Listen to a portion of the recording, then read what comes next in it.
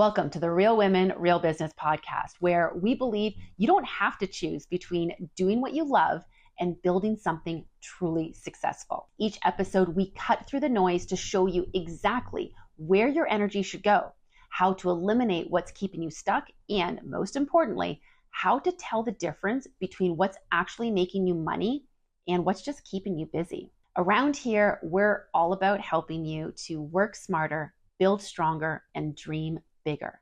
You've already built something amazing, but if it feels like you're stuck in a cycle of back-to-back calls, half-finished launches, and late nights just trying to catch up, you're not alone. Most women start their businesses with passion and drive, but somewhere along the way, they start settling for good enough. They want more, but worry it will cost them too much. And let's be honest, we spend so much time thinking about how to help others, we start feeling guilty for wanting to build real wealth or prioritize our own goals. That's exactly why I created the Real Women, Real Business Mastery Program to help ambitious women like you stop settling for just enough and start building a business that's truly aligned, where passion, profits, and progress work together, because making more doesn't mean sacrificing more. It means building smarter with the right support and the right strategies. If you're ready for sustainable success in a business you actually love running, book your free coaching assessment at aboutShaunaLynn.com/coach me. Let's explore what's possible together.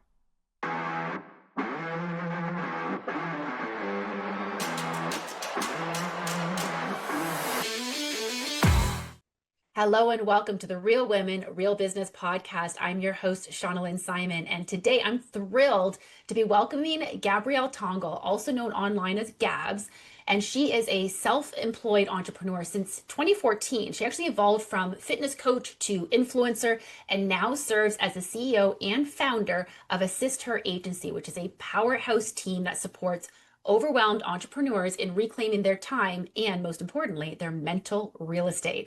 So with over a decade of experience building and scaling businesses, Gabs actually now leads a team of 8 while also mentoring aspiring agency owners, proving that you can build a thriving business without sacrificing your well-being.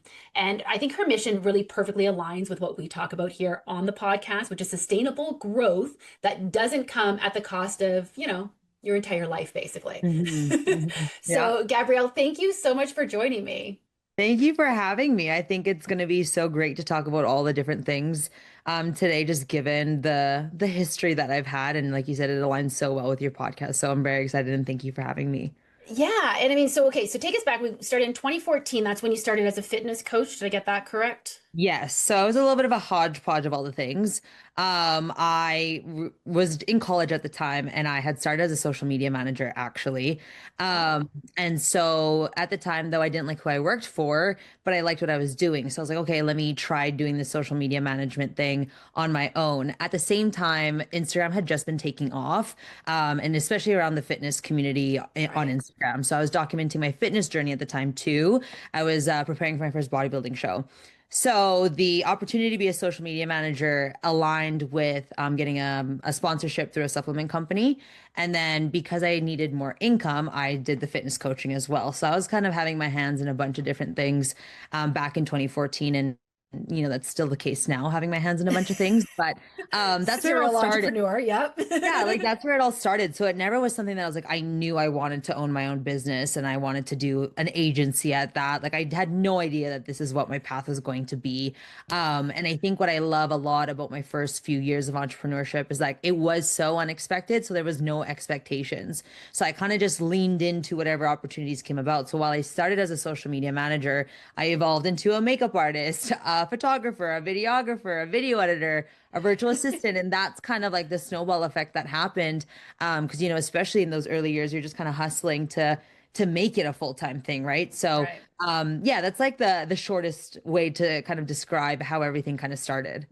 Well, I love that you've talked about that because we actually talk a lot about what I call very affectionately, my accidental CEOs. Yes, on this exactly. Show. Yeah. And so you are the epitome of the accidental CEO who you started with with a passion, you knew what you loved doing, and you Yeah. kind of just kept following that until it took you to a point where it sounds like you have now found your North Star. Like you now have a Yes. much more clarity on where you're going. And I would assume, but correct me, of course, on this, that with knowing where you're going, it probably feels a little bit smoother, for lack of a better term. Yeah. Like you know what you, but it doesn't necessarily make everything easy. Entrepreneurship is not easy. Let's Right. not let's not Yeah. sugarcoat this. Yeah. But knowing what it is that you're building and where you're going definitely helps a lot with that. So I love how accidental you were in getting into this. Mhm. Where would you say there was sort of that pivotal moment where you were like, I need to put some structure behind this passion? I think when I realized it wasn't like a side thing anymore, like it wasn't experimental, it wasn't like, let me just give it a try. Like it's like, no, like this is your livelihood. Like this is how you're paying your bills. This is how you're getting to travel. This is how you're, like again, I actually haven't mentioned this. I was only about 18, 19 at the time. So I'm Oh my very gosh. like, yeah, so I'm very much like, what am I doing? Like my parents were like, this is just like a phase, right? Like you're gonna go back to like an HR job that you just went to college for, like they were really Sure. hoping that it would pass at some point, and then it didn't, and here we are now, right? But yeah, especially during that age, it was one of those things that I don't want to say I didn't take it seriously, but I mean the best way to say it is like I was just like, okay, cool, I'm making money doing this and that. And then I think once I realized like, okay, this can actually become a full-time thing, that's when I was like, okay, I need to start treating this like an actual business. And like what I like to say is like actually be a CEO. And I think that word is so, we don't like to embrace it right away. At least I didn't like to embrace it right away. I was like, yeah, I have my own business. I work for myself. But like, I didn't really like to say like it was a business or I was a CEO. So yeah, I think that that was kind of, yeah, the weird phase for me of like, kind of like, am I really doing this? And so it was, yeah, once it became like a couple years, my parents were very much like, okay, this is real. She's not going back to a corporate job. And I think you touched on a couple of things that probably a lot of our audience can relate to. One is the quote unquote real job that your Hmm. family, your friends, that everyone who loves you just really wishes you would get, because to them that screams stability. Even if they're an Yeah. entrepreneur, they all want stability for Yeah. you. And Hmm. the other thing that you touched on, though, was about really acknowledging and embracing CEO. And I Hmm. think women especially really struggle with this. I Yeah. actually just wrote an email about this uh, recently about the delegation aspect of Hmm. accidental CEOs, where when we hire people, we almost start hiring with the idea of like, well, this person's going to take on some tasks. They're going to be Hmm. like a task bunny, or for lack of a better term, minion. I hope nobody actually thinks of them as a minion, but in Yeah. kind of that, they're going to do all the sludge work. They're going to do all this stuff. They're going to take all this stuff off my plate, but they forget about the part where I'm the boss. I'm in Hmm. charge. I'm responsible for this. And even if you're not actually hiring, you are still the CEO of your business. And so many entrepreneurs, especially women and especially creative entrepreneurs, Hmm. we put our title as things like founder and Yeah. owner. I started off as that. I'll be Oh, full. I still have founder in there. Oh, yeah, for sure. But CEO is something where it's like, do I Yeah. say I'm the CEO? Well, I don't have Mhm. any employees, and it's not a Yeah. real business, is it? But Yeah. I liked how, you had to have that reflection moment of, well, this is how I'm paying my bills. And I think for everyone who's listening to this, hear that. If this is how you're paying your bills, or how you would like to be paying your bills, you are running a business and you are a CEO. Full Hmm. stop. But Yeah. it's so, I don't know exactly where all the barriers come from. I know there's a whole lot of societal stuff that's in there, and upbringing. There's a lot of different factors that relate to why Same. women struggle with that. Hmm. But would you say there was anything that kind of helped you to embrace that CEO title? I think it was when I started to believe in myself and what I was accomplishing. That's when I really started to embrace it of like, okay, like I can do this. I am doing this. And there is so much more opportunity for me to still accomplish. And like this was just the beginning of it. And so I think that, and I think just saying things out loud more, like practicing just saying that like this is what you do. When someone says, hey, what do you do? Right? What are you doing for work right now? Is stuff, right? Like, especially freshly out of college and stuff. Like fully saying that and embracing it, I think, is what really helped me actually believe what I was saying. It sounds so simple, but truly, like actually saying it out loud versus like internalizing it, I think really helped me like just embrace that too. And like I said, really celebrating the opportunities that came my way and like checking certain things off that like I'd never even had on my vision board of all of this, right? And so, yeah, I think things like that is what really helped me kind of embrace that. And also hearing feedback from the clients that I was serving Right. and what it was doing for them and the impact I was making. I think constantly was like that revolving door of like kind of feeding into like, okay, like you really are onto something. So that was really nice too. I like that you're saying how, you're focusing on what it is that you have already accomplished, Hmm. big or small, like you're celebrating all those milestones because Yeah. all of those are stepping stones to the next step while you're Yeah. still also looking to the future, but you're not Hmm. ignoring where you're already at. And at the Yeah. same time, like we do need to, I love what you're saying about saying it out loud, those affirmations, whatever you want to call it, whether it's your manifestation, your affirmations. The Hmm. point is, like, I've talked about this on episodes before. I've had experts on the show about this, that your brain doesn't know the difference between those, like if you got those internal thoughts that are negative, it Hmm. believes those things. If you're Yeah. saying, even if you're not even saying them out loud, so saying positive things out loud actually helps to train your brain to believe it. And Yeah. that's key. And I think that so many of us, we're our own worst critics. Let's be real. Like, how many times are we, looking at something we've done? Oh, I could have done that better. Sure, maybe. Yeah. All the time. But can we celebrate what you did do really well? And Yeah. and it's of course hard if you've got naysayers around you and everything else. And people tell you to go out and get a real job, so to speak. Oh So yeah. Yeah. there's a lot of different factors there. So I like that you've got to embrace your own confidence, and that confidence comes from you. You have to create it. Exactly. So Exactly. important. So, okay, so you started the Assist Her agency. What was your motivation to get that agency started? Like, what were you seeing out there that people really needed to? Yeah. So I was a solopreneur up until December 2020. December 2020 is when I finally did the agency route. And it's funny because earlier in 2020, I actually stopped being a virtual assistant altogether. And I said, I'm going all in on the fitness coaching. That lasted a couple months. And then I said, actually, my brain is really on the virtual assisting operations world. So I actually fully shut this chapter down before I did it. And then all of a sudden I went all in and said agency. And I think the breaking point for me was working the 12 to 15 hours. I mean, not to say I don't work that still. I mean, as Mm-hmm. you know, as CEOs, we can all relate that we really don't have a start and stop sometimes. Like I know we're all working on it, but it was in my kitchen table when I didn't even have an office yet. And I was just like, I can't, how am I going to do this when I'm 25, when I'm 30, right? And I'm like, this isn't sustainable. And also the impact I was making on individuals and businesses, I was like, I can't do this all alone. I could actually do more if I had extra hands, eyes, ears, brains, right? So I was like, if I want to make a bigger impact, how do I do that? And hiring was the first thought.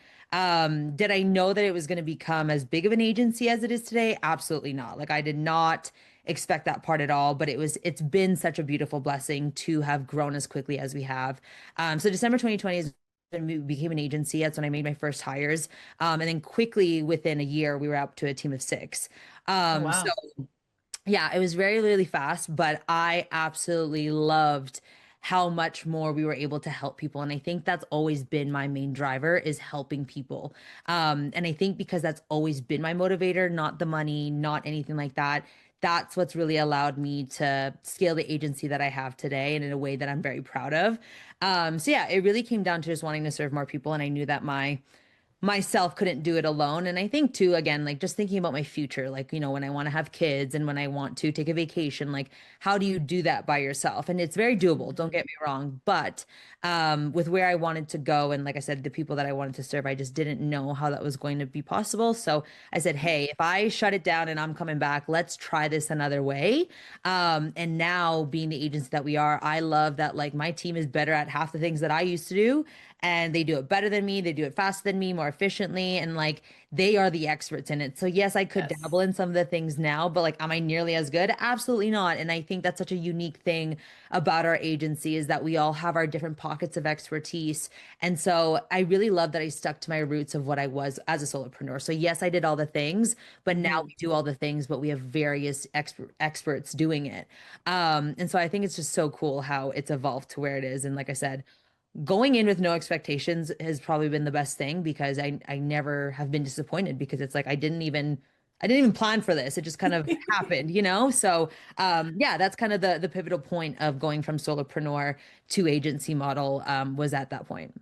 Well, I mean, as they say, like, just because you can do something doesn't mean you Doesn't should. mean you should. I Absolutely. mean, and I'll admit that I've been guilty of it over the years. I think every entrepreneur Hmm. has been. Yeah. Like I talk to my clients sometimes, like, but I really enjoy the marketing. Like, cool. How much time is that marketing Yeah. taking up of your time each week? And I know Yeah. that's one of the things that you talk about is like you help people get rid of those 20 hours that they're spending on marketing or whatever it is. And even like with marketing, I will say even myself personally, what I find the most challenging with marketing is that you're constantly dreaming up the next idea, and that is taking my focus away from serving my clients. Serving the clients. Yeah. And so like I like what you say about you give them back their mental real estate, because Mhm. that our head should not be holding as much as it's constantly holding and processing on a daily basis. Yeah. So Hmm. when you made your first hire, what would you say were like, did you say you hired a couple people at the same time, or was it Yeah. one person? So a I couple did people two. were the first. Two. Okay, you did Yeah. two.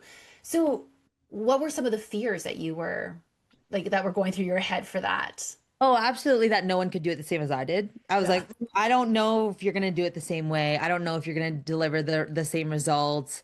I think too, I had no idea even how to train them because I'm like, it's all in my brain. I've been doing this for the past, how many years, and like I've never documented an SOP. I've never none of that, right? So I think those were my fears for sure of like, can you do it the way that I would do it? Am I gonna have to review it like so closely before we even send it to the clients? Um, I think also part of that was like, are you going to do it better than me? And I'm going to be out of a job, you know? Right. So it's kind of a double-edged sword there where you're like, you're worried that they're not going to do it the way you're going to do it, but then you're also worried, are you going to take my job away from me? Right. Like, and I think the idea of letting people into your business is a very scary thing because, you hope everyone Yes. has great intentions. You hope everyone is going to care as much as you do. And you hear that saying all the time that nobody's going to care about your business like you. But I do think that there are people who do care about your business as much as you do. I think you just need to find the right people that align in that way. And naturally, as CEOs, obviously you breathe, sleep, and eat your business, Sure. So yeah, I think that was probably my biggest fears there in hiring. And how would you say that you overcame that whole like, can they do it as well as I do? And can I actually delegate to them? I don't have any SOPs. Walk Yeah. me through sort of how you were able to overcome some of those challenges. I think communication was a big one, communicating and being honest about how I was feeling and that this was my first go around at hiring. And thankfully, the people that I hired, they were very understanding of that as well. It was also their first time applying for an agency. So it kind of worked out Okay. that way too. And finding the people who very much did fit the agency model. Not everyone will.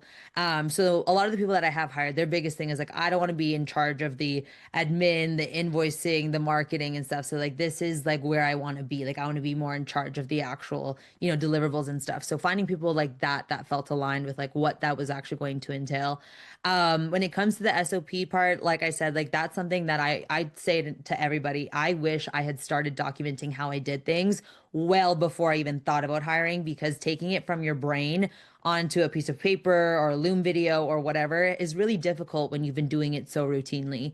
Right. So just like basically filming like a day in my life was something that I had to do to kind of figure out, okay, what do I even do in these certain tasks that I've been doing? And I think also just being open-minded that there's more than one way to do things. And Yeah. again, going through kind of like a communication of like, okay, why did so and so do it this way versus how I would do it? What was their thought process between this design versus my design, right? So really just like understanding that like I was also in a position of learning to refine and improve and that it didn't necessarily mean I was always right with everything that I was directing, the two new hires to do. So it was a very collaborative effort, I think. And like I said, I think that transparency was very helpful too. Um, Hmm. yeah, now I know obviously a lot more different things when I hire, but I would say for anyone who's kind of just like not really sure where to start, especially if you're feeling overwhelmed of, how do I start hiring? Number one is just document how you do things, whether that's in a Loom video, a voice memo, a document, literally whatever it is, because eventually someday it does need to come out of your brain to somebody else. So that was definitely kind of like how I navigated that piece to it all. And there was endless calls and, co-working sessions and everything like that. Right. So it really is it's a process. It's not something that you Yeah. can just turn on, hand it off to somebody. And I think that's the misconception people have sometimes when they do hire, whether that's internally or a contractor, is that you just hire them, they know what to do, it's going to be perfect. But it's like, no, it needs to be a partnership so that everyone is set up for success. And so I think it's a very important thing for people to realize when they're hiring for sure. What I think is especially challenging, like you're talking about some of these roles that you're hiring for, are probably a little bit subjective in terms of what they're doing. And so you have to look big picture of, like you were saying, like how are they doing things versus how did I do things, and Yeah. why are they doing it that way? Because this is the other thing that I always like to remind people is that when someone does something different than you, it doesn't mean they didn't put thought into it. They just use Mhm. different thoughts to get to the end Yeah, result. And I mean, exactly. definitely, like if you're focusing more on outcome and objective, that definitely helps to guide things. But again, when something can be very subjective in Hmm. terms of the what's right, what's wrong, sometimes Yeah. the outcome isn't quite as well defined in terms of what you're expecting for results from them. So there's some give and take there for sure. But I like what you say though about documenting the processes. I think that so many people get caught up in having these overly fancy SOP Hmm. models of, like, back in the day, there were these binders and they were printed and they were Yeah. bound, and like you wanted to make sure that these were accurate. Nowadays, SOPs are so fluid, they can Yeah. change on a dime. So being able to capture them in a Hmm. way that makes sense for you, that doesn't take a ton of work necessarily. It doesn't mean you have to have this pretty document that everybody Yeah. can read through. Creating some videos. I have found, and I will say that my team has always said they actually prefer those videos. Like I can rewind, I Yes. can go back, I can see exactly what it looks like. Yeah. If you're just reading something, sometimes you're skimming it and you're missing things. So the videos definitely work well. And you can always have someone down the road transcribe those videos Yeah. into an actual document. But Hmm. I think that ensuring that that's not going to be the barrier. Like, don't Yeah. let that be the barrier to hiring, because that is probably one of the most solvable things. Like you said, if you're doing the tasks right now anyway, then simply Hmm. record yourself doing the task. Yeah. Yeah. No, Are that's there, honestly the easiest way. And the one thing that we recommend everyone to do is to just literally, like I said, like vlog your day is like, I yeah. know it's so silly, but literally just vlog your day. You have no idea what all these little steps are that you might be missing. And to your point, SOPs can be as elaborate or as simple as someone may want or need. It just, and also, so everyone is a very different learner. We've learned as well within our Mhm. team. Some people like the bulleted lists and written it out. Some people like the Loom video. Some people like both. So I think that's also a very important thing when it came to hiring was asking the new hires, how do you best learn? How can I best support you to fully Mhm. understand how this, role and responsibility needs to be fulfilled? So I think that's a huge one. And we actually have a free download, which is SOPs guide, like how to create SOPs as well as Mm. delegation. Those two definitely complement each other really well. And it's for this exact reason, because I feel like a lot of people who do want to outsource, they get paralyzed in the whole, like, I don't even know how I would delegate or teach someone what I do. But it's like, it can be, like you said, very simple. As long as you can show someone a little Right. bit how it goes, like it can happen, right? So yeah, no, I just wanted to add that like community learning style was a big one too. And Yeah. understanding how best to support the new hires. Well, and I like that. Yeah, you mentioned the delegation digest and the SOP guide that you have. We'll make sure that there's links to those in the show notes, but those are so critical to your ability to scale, is being able to understand the delegation and the SOP factors and how those actually work together in order Yeah. to support you as well as your team members. And again, I think something that you said earlier was just about thinking about them as a partner. And so Hmm. have that communication with them. Talk to them about, like you said, how do they learn? How do they prefer to receive information? And also leave it open for them to be able to say, hey, I think I have got a better way of doing this. Yeah. And being able to bring that to you, because you mentioned it earlier, they do it better than you do. Like, you don't even bother Yeah. trying to know all the ins and outs. as a CEO, you should be high level on these things. Yes. You Yes. can't, Yeah. we can never just say like, well, I didn't really see what they were doing. Like my left hand wasn't watching what my right hand was doing, so to speak. You can't really do that. People get in a lot of trouble doing that. But it doesn't mean you have to have everything in review. I always say that boomerang effect. If you have to review things, that's just a boomerang, which that's not delegation. Delegation is they own it. They are responsible for the outcomes of it. And that is incredibly important. I'm not sure if you're familiar with Michael Michalowicz. He wrote Profit First, but he also wrote a fantastic book called Clockwork. And that is the whole premise of the book, is about the fact that you should be, in terms of delegating, you want to make sure they're owning it, that you're actually, as a CEO, you don't necessarily need to own everything. You should, yes, there's certain things you need high level. But the reality is, as a CEO, you should be able to take off for weeks at a time and know that your business is still running without you. Does it take some effort to get there? Sure. But that's our ultimate goal. We all started these businesses for some level of freedom, whether it's financial freedom or time freedom or whatever you want to put on it. We're looking for freedom. And then we find ourselves chained for, like you said, 15 plus hours a day. So delegation is key to untethering yourself from your job and being able to be more high level. So in terms of the clients that you work with, what are some of the things that they're coming to you for support? What would you say is the biggest thing that you find entrepreneurs are like, just take this away from me? I think honestly, it's all the different moving parts in the business, right? There's so many different elements, especially nowadays with social media. I think back then when social media wasn't as complex as it is today and the different platforms that we have, right? It was a little bit more manageable. But I think now that there's so many different possibilities of what you could be doing for marketing, what you could be doing for systems, what you could be doing for your strategy, everyone is feeling a bit overwhelmed on that and really just want someone to lead them in the way that works for their business. So the way that we've structured the agency is we kind of take care of a lot of the back end of people's businesses. So whether that's marketing, operations, admin, social media, it's been very nice to help all the clients in different buckets of their business and have someone help them in that direction. But I would say, honestly, especially nowadays in the last probably year, the biggest thing that people want is that I don't like to say balance, but the balance between the personal life and being a CEO. I think for a lot of the early years, and a lot of the people who come to us are kind of been in business for about, 3 to 5 years. So they've been in the hustle that's in the beginning. And now they're like, okay, how do I make this sustainable? I want to grow a family. I want to take vacations. I want to do this. I want to do that. And so now they're looking for, okay, how do I get that time freedom, that mental real estate, so I can start focusing on things outside of my business. And so trying to find how do I do that? And how can I find a team that's going to take care of it as if I would, or, in a way that I can feel good about stepping away. So that's where a lot of people are coming to us, like in what they're feeling. And then there's the technical piece to it. People kind of see what other people are doing and they're like, I literally don't have the time to even try to figure this out on my own. I don't want to YouTube it. I don't want to DIY it. Like, just do it for me.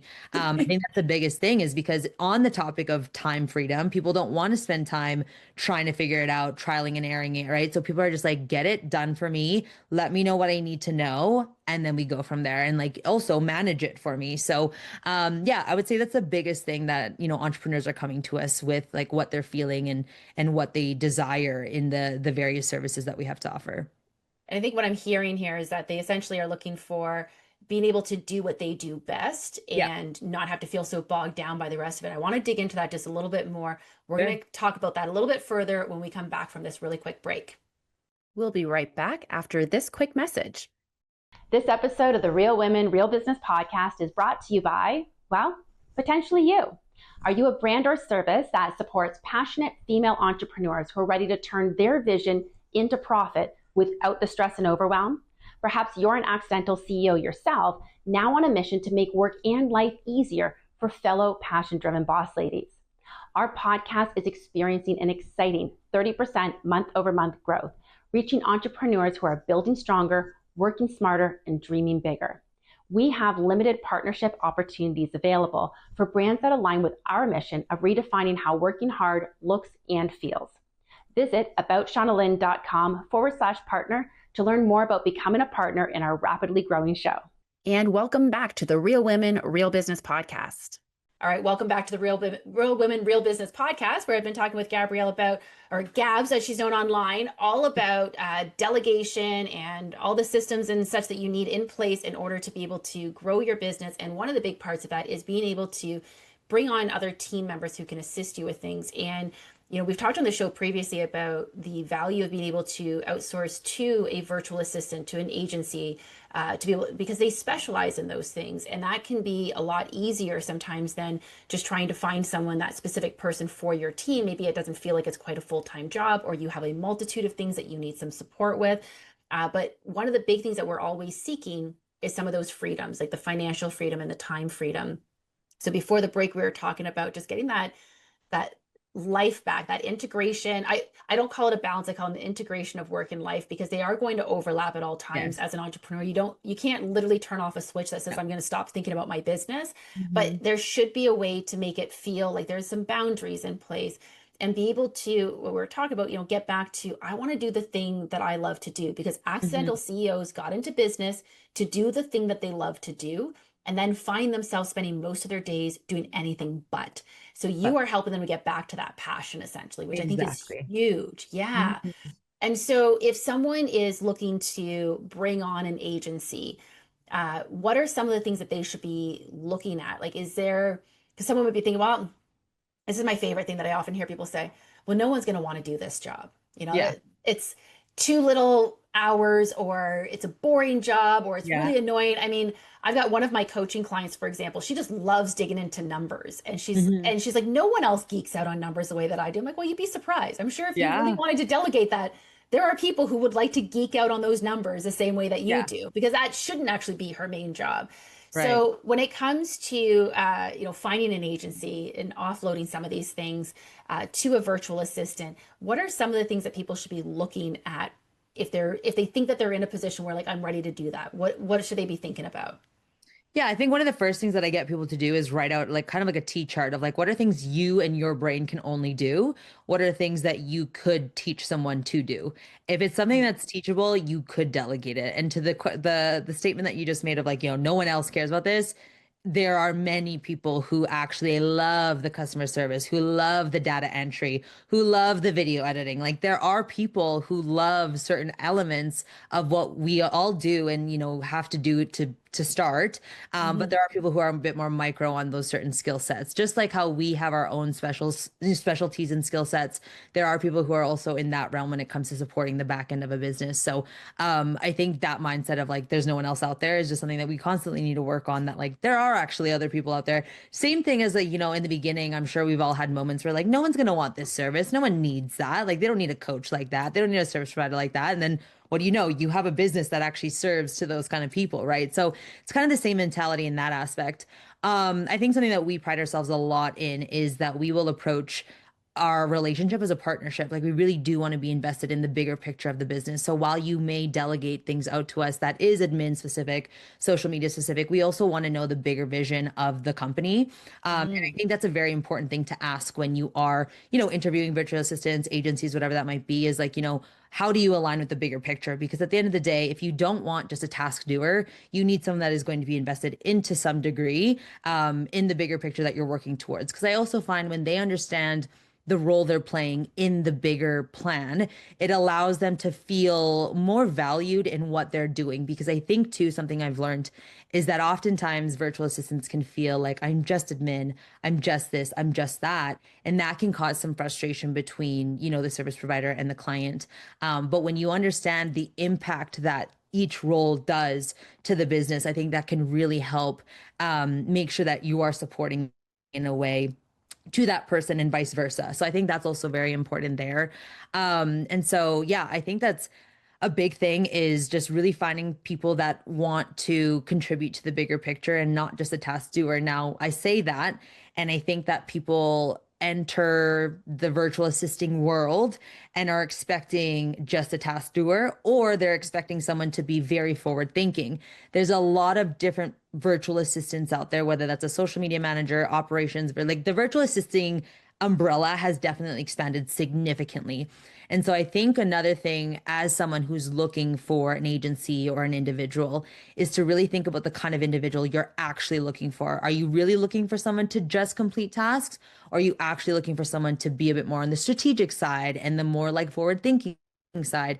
Because every person is different as to how much they want to be just a task doer versus, heavily embedded into the strategy piece to things, or, looking out for other things that they could be doing. So I think it's honestly just really being so open in communication of what do you really expect from this person and how can they contribute to what you're working towards, and beyond just the actual skill set that you're looking for, who are they as a person and how can they contribute to that, and align with what you're trying to do as well, as a big one. And I think too, a lot of people nowadays are looking for long-term relationships versus short-term, because it's like I said in the beginning, it's very hard to let people into your business, re-brief them on what you've been doing, what you're doing, where Yeah. you're going, right? And so that's honestly why the agency is structured the way it is because people were tired of working with multiple contractors and having to adapt to multiple ways of working, project managing, communicating, and all that stuff. So we kind of wanted to minimize that as much as possible. And so yeah, that kind of answered a few different things that No, I you asked love there, that. but yeah. No, that was fantastic. And one of the things that you hit the nail on the head with, where you talked about you got to let them in on the big picture. But even further to that, you have to know what that big picture is. So I think that Mhm. that is a key thing, and it's easy to get lost in all of the to-dos, all of the Yeah. tasks that we're working on, that we kind of lose sight of what it is that we're actually building. But if we can get clarity on what that big picture is, it's a lot easier to understand. Going back to what you were saying about like which tasks do I need to do versus what can I delegate to someone else. Well, when I know what the big picture is, I know where the areas are. Like, well, if I want to grow to whatever that big picture is, and growth can look different to everyone.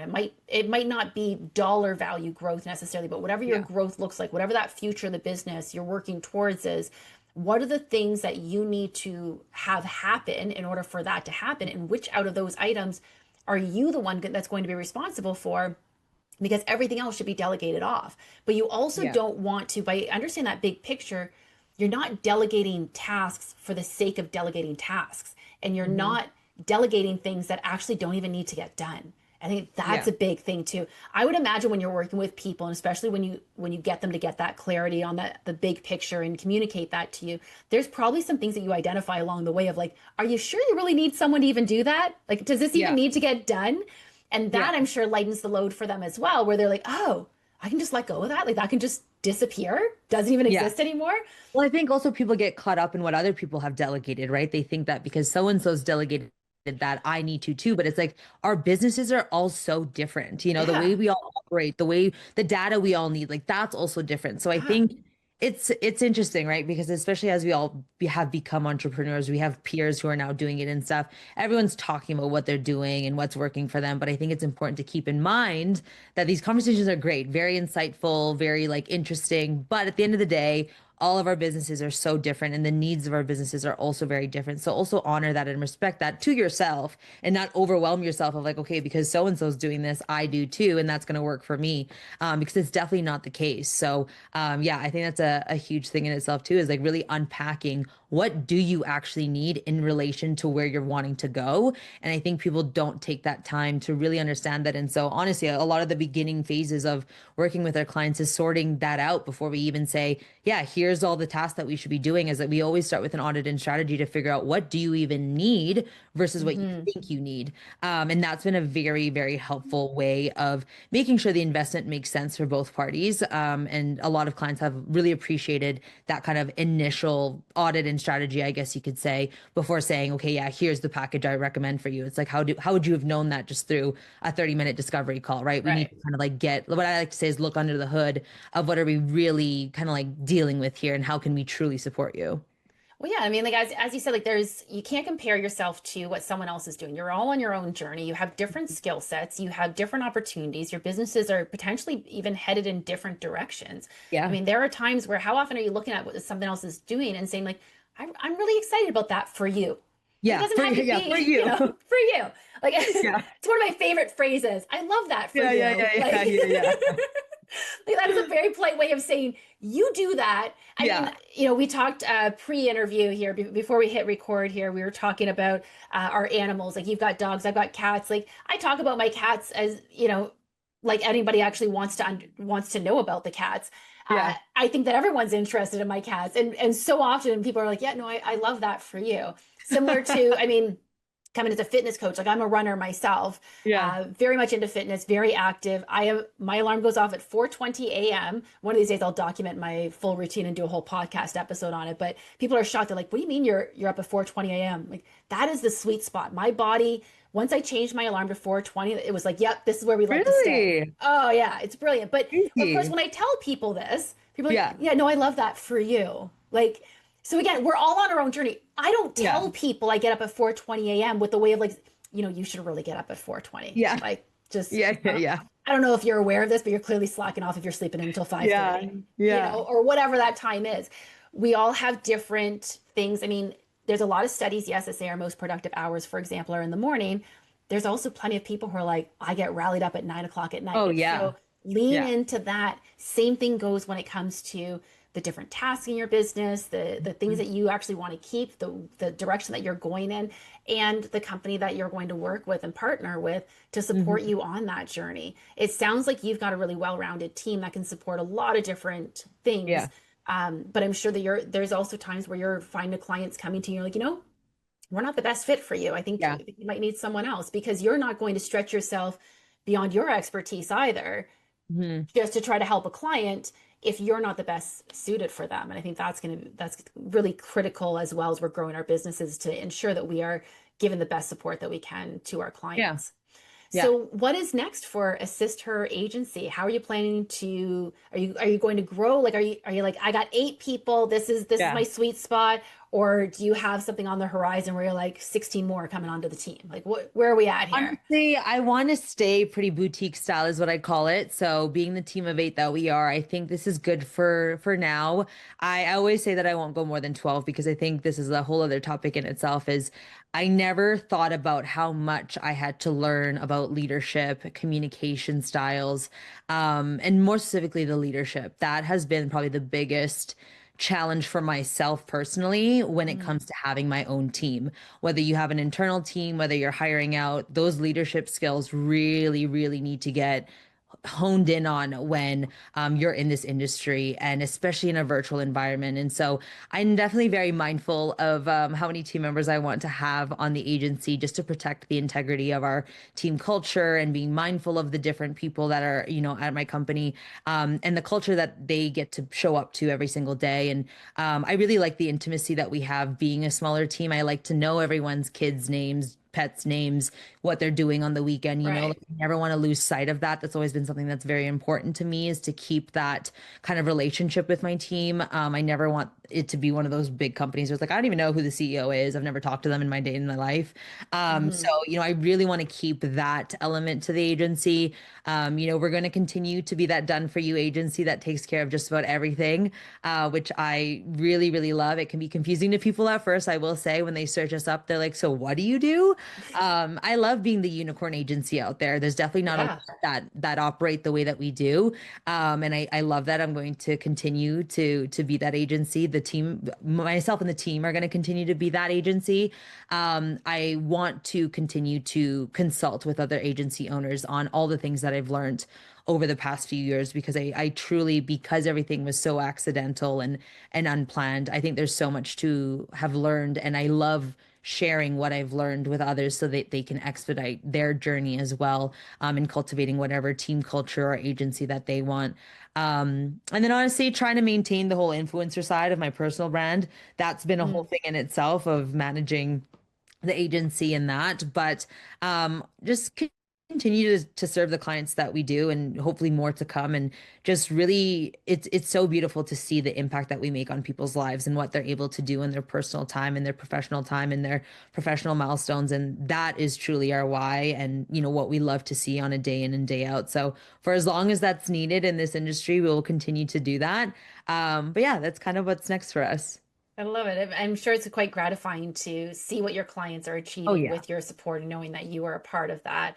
And I think Hmm. this is the thing that people underestimate. Again, if you're just looking for someone to take on some tasks, think bigger picture. Like they want to be a part of something bigger Yeah. than themselves, and that's Yeah. one way of doing it. But I also, everything that you're describing there, as much as you want to maintain your culture and you want to maintain your team being small, and you're calling it boutique style, and at the same time, small doesn't mean low revenue No. or Hmm. like this is small but mighty. Boutique doesn't have to Yeah. mean that you're just getting by. Yeah.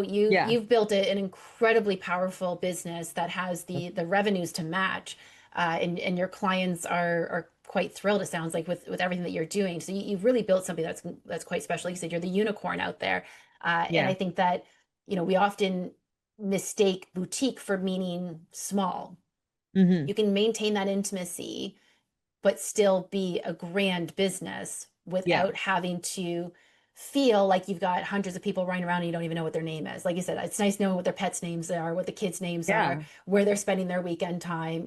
Those are Yeah. those are great connections to have for sure. Yeah. And I think it's just so important that like for me personally, like the agency wouldn't be what it is without my incredible team that I have. And so really making sure that I have that time and space to continue to pour into them and again, just continue to get to know them as our lives continue to progress is just very valuable to me.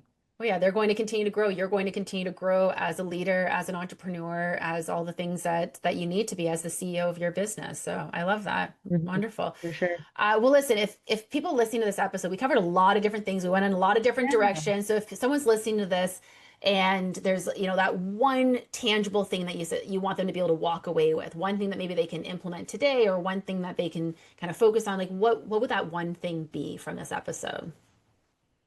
I don't know if it's necessarily something I mentioned today, but I think something that I would love for people to walk away with, and something that I've learned in being in business over 10 years, is that honor where you are today because you need to be there in order to be the person that you're going to be in the years to come. I know oftentimes I've questioned, is what I'm doing right? Is this something that's going to be worth it? And I think I've realized that like all the previous versions of me were needed to be the version that I am today. And so I think really leaning into all the unexpected that comes your way in your entrepreneurship journey is very, very important to just trust the timing of everything. I know that's so cliche, but truly, like now that I get to look back on all these years, I'm like, that's why I went through that. That's why this didn't happen to Hmm. me yet. And so I think it's very important to lean into that. And then I think the last thing would be really, again, the bigger vision involves more than just you. So involve everyone into that, especially if you're thinking of delegating, because I promise you, the more that you let people in into what role they play, to make that bigger picture happen for yourself and for themselves, the much easier it can become of being a team of 1, 2, 5, 10, whatever you want.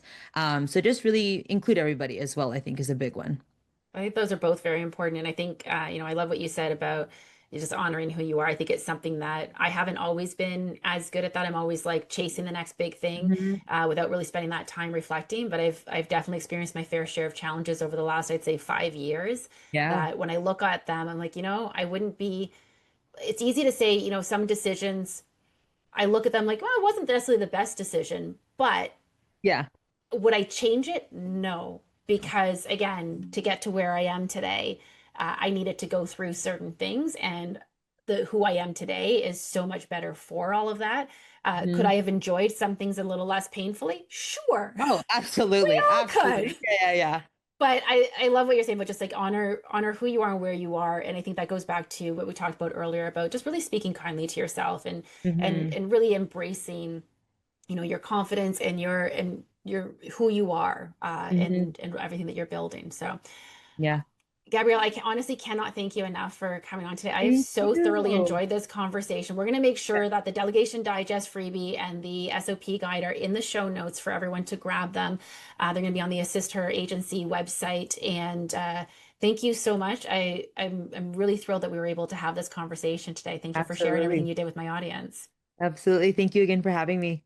Thank you. And so, listen, if what we're saying here is resonating with you today, I hope that you will continue to allow us to be a part of your journey by tuning in each week. We drop a new episode every Tuesday, and we'd love to be able to have this opportunity to continue on with you. Be sure to leave us a review, of course, on your favorite podcast platform, and to subscribe to us wherever you get your podcasts. And until next time, keep thriving.